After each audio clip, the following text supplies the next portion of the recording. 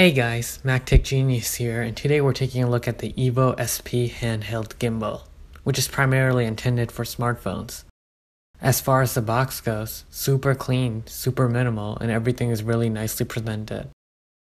Inside the box, you get the gimbal itself, a counterweight for heavier and larger phones, like an iPhone 7 Plus, a rechargeable battery, and a battery charger, micro USB cable for charging or software updates, and your literature, which has easy to follow instructions, warranty information, and other goodness. The included lithium-ion batteries are super light and rock a 3-hour battery life. You also get an external battery charger, which I like, so you don't have to plug in the gimbal for charging. You don't get an included USB charger, but you probably already got a ton of those USB ports, so that's not really a big deal.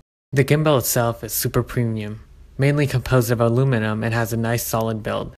It pretty much supports every phone, but if you have a large phone, such as an iPhone 7 Plus with a bulky case, it won't function effectively due to the extra weight, so be sure to use a thin case. But you don't have to worry about the gimbal scratching your phone, as only rubber touches the phone itself. This is a 3-axis gimbal that stabilizes your video on all axes, yaw, roll, and pitch respectively. The gimbal requires no configuration, so it's simple to use, but that also means you'll miss out on more advanced features like a time-lapse. You have a 4-way thumbstick that allows you to control pan, tilt, and roll axis.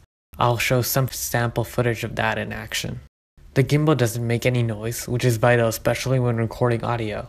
The software on the gimbal can be upgraded, so one can potentially benefit with additional features over time, which is a huge plus.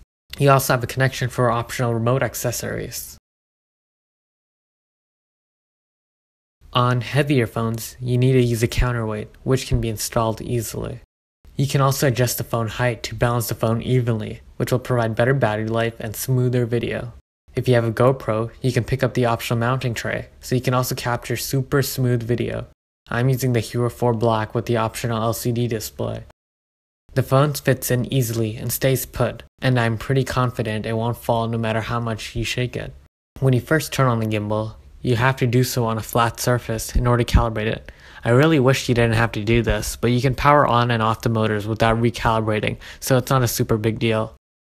The gimbal has 4 different modes. It defaults to heading follow mode, which is the mode most people will use. The gimbal actively stabilizes and follows your movement.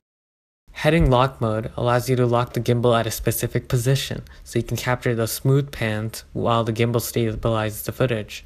Inverted mode allows you to flip the gimbal around. This is useful to get those low shots, such as going up the stairs or riding a skateboard. You can also flip the gimbal to its side and capture the smooth panoramas. The gimbal has a built-in threaded cap for tripod mounting. You may ask, why should I mount my gimbal on a tripod? Doesn't that defeat the purpose? Well, you can use it for level pans and tilt shots, or my personal favorite, the over-the-table shots. Here are some comparison shots. It's obvious which one is captured on the gimbal. As you can see, stable video makes footage so much better and takes the recorded video to the next level. Here's another shot while speed walking. As you can see, the gimbal has no problem balancing the GoPro to get that smooth shot.